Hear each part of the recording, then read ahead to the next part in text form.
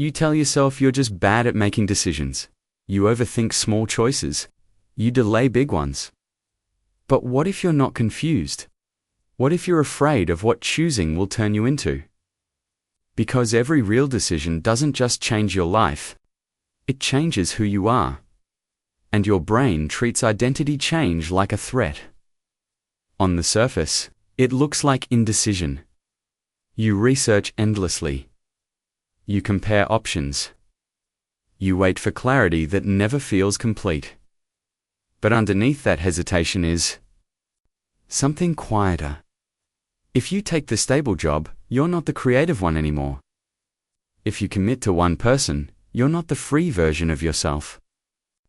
If you move cities, you're no longer who you were back home, so you stall, because staying undecided keeps every version of you alive. In psychology, we carry something called possible selves, future identities we could grow into. When you choose one path, some of those possible selves disappear, and your brain experiences that as loss. Not dramatic loss, but subtle grief. Over time, you label yourself as lazy or inconsistent. But this isn't incompetence. It's identity, protection. You are not broken. Your hesitation is an adaptation. The brain's main job is stability. Predictability equals safety. Your identity is your internal map of who I am. When a decision threatens that map, your nervous system reacts. Uncertainty activates stress circuits in the brain, the same ones involved in physical danger.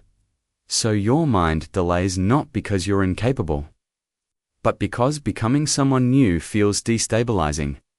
Think of your identity as a house your brain has built over time. Beliefs are bricks. Habits are walls. Roles are rooms. A big decision isn't rearranging furniture. It's knocking down a wall. The amygdala, your brain's threat detector, reacts not just to physical danger, but to social and identity threats. When a choice challenges your self-image, it triggers internal conflict. Two selves start arguing. Who you've been and who you might become. This creates cognitive dissonance, the discomfort of inconsistency. Your brain prefers coherence, so instead of updating your identity, it often delays the choice. Delay reduces short-term discomfort, but it keeps long-term anxiety alive. You feel stuck.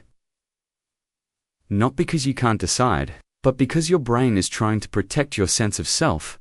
So how do you move without feeling like you're losing yourself? 1. Treat decisions as experiments. What to do. Stop asking, is this who I am? Ask, can I test this? Why it works. Experiments feel temporary. Temporary change reduces threat response in the brain. Example, instead of am I an entrepreneur? Try can I run a small project for 3 months? You're testing behavior. Not rewriting identity. 2. Grieve the unchosen selves. What to do. Acknowledge what you're letting go of. Why it works. Naming loss reduces emotional intensity. It activates the prefrontal cortex, which calms the threat system. Example, if I move, I'm letting go of the version of me who stayed close to family. When grief is processed, resistance softens. 3. Anchor to values. Not roles. What to do. Identify 2 core values that don't change. Why it works. Values create identity continuity. They help the brain feel stable even when roles shift. Example, if growth is a value, both staying and leaving can express it. You're not becoming someone else. You're expressing the same core in a new form. Here's the simple model to remember.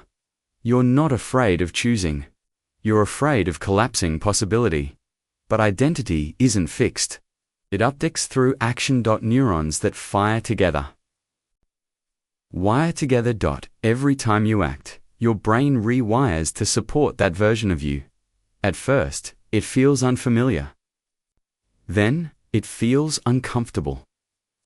Eventually, it feels normal. Not because the fear was wrong, but because your identity expanded. You don't need perfect certainty, you need permission to evolve. Becoming someone new isn't betrayal, it's growth. Your brain resists change at first. Then it adapts. Maybe you were never indecisive. Maybe you were just standing at the edge of becoming